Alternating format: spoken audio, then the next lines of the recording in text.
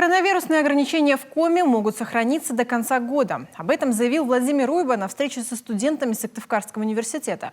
Кроме этого, глава республики побывал в санатории-профилактории, где сейчас проходит реабилитацию переболевших коронавирусом, и оценил, как в опорном вузе Коми готовят медиков.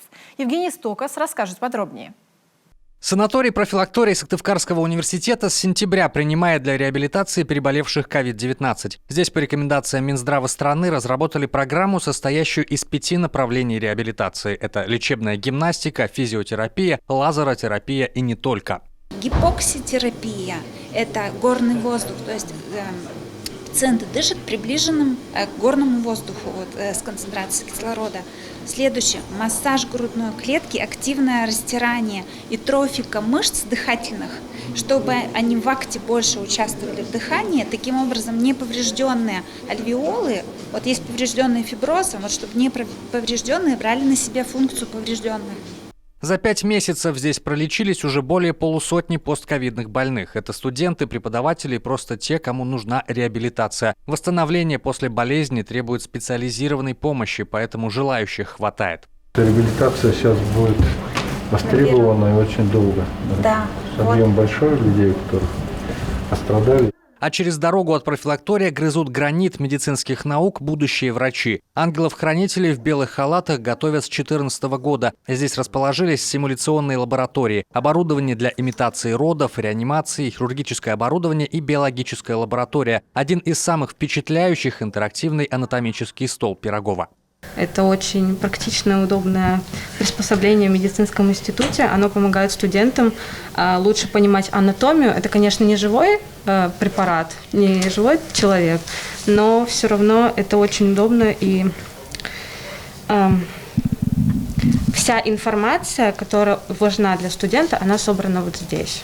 Глава Коми отметил высокую оснащенность медицинского института Сыктывкарского университета. Для воспитания настоящего врача теоретических знаний всегда будет мало. Будущего врача нельзя готовить по книжкам и заочно. Нужны симуляторы, нужны все равно лаборатории, которые воссоздают ту или иную патологию или то или иное нормальное состояние, допустим, роды, где студент может полностью симулировать на симуляторе той ситуации, которая будет непосредственно уже в жизни. И здесь практически все направления даже продублированы.